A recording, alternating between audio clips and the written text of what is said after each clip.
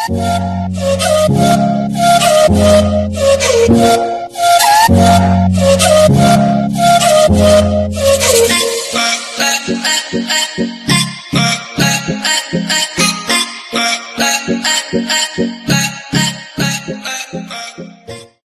वालेकुम friends, welcome back my channel cook with Mariam. बिस्मिल्लाहिर्रहमानिर्रहीम।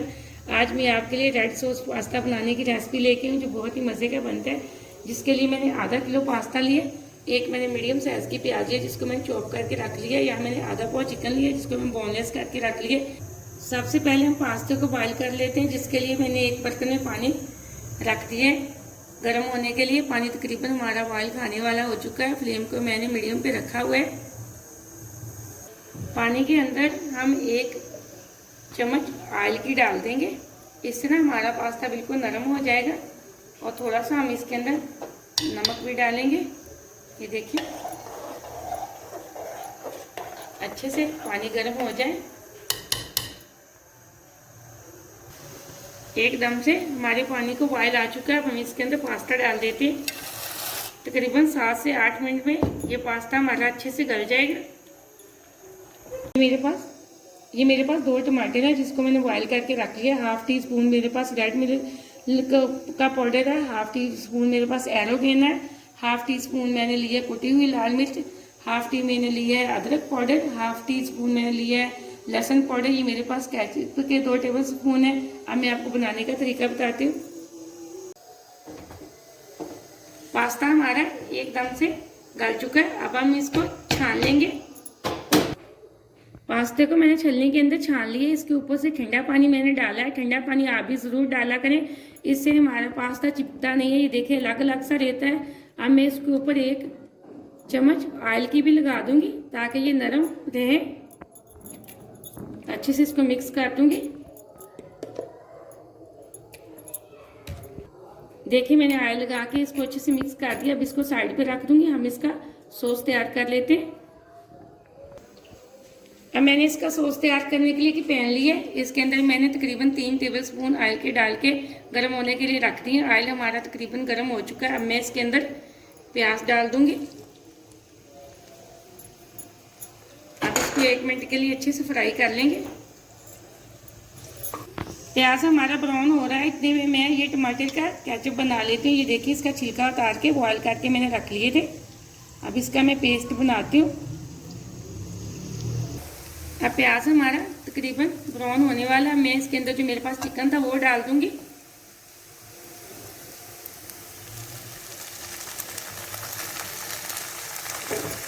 अब इसको अच्छे से फ्राई कर लूंगी। चिकन हमारा अच्छे से फ्राई हो चुका है 2 से 3 मिनट में। अब हम इसके अंदर डालेंगे जो मैंने टमाटो सूप बना के रखा था वो मैंने डाल दिया। ये देखिए इसका मैंने अच्छे से पेस्ट बना लिया था। अब मैंने इसके अंदर थोड़ा सा पानी डाल दिया। ये देखिए, अब मैं इसको अच्छे से मिक्स कर लूँगी। अब हम इसके अंदर, अब मेरे पास जो कुटी हुई लाल मिर्च थी मैंने वो डाल दी है। अब हम एरोगेना डाल देंगे इसके अंदर।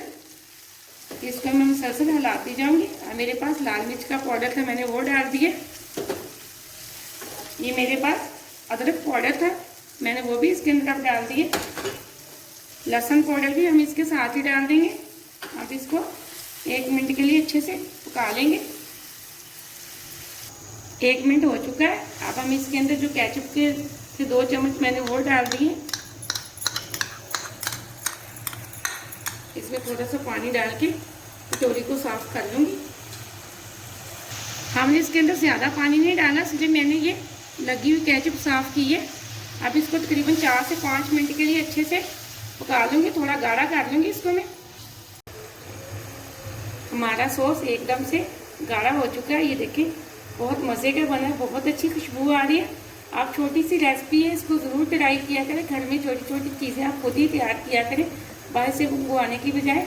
आपने अगर अभी तक मेरे चैनल को सब्सक्राइब नहीं किया तो प्लीज़ जल्दी से कर लें ताकि मेरी हर नई आने वाली वीडियो सबसे पहले आप देख सकें। ये देखिए एकदम से सॉस बिल्कुल रेडी हो चुका है। मैं भी इसके अंदर पास्ता डाल दूँगी। अब हम पास्ता इसके अंदर डाल देंगे और अच्छे से कर लेंगे मिक्स।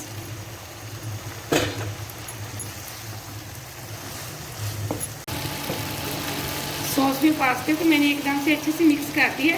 अब मैं ढक्कन लगा के 2 मिनट के लिए इसको दम पे रख दूँगी।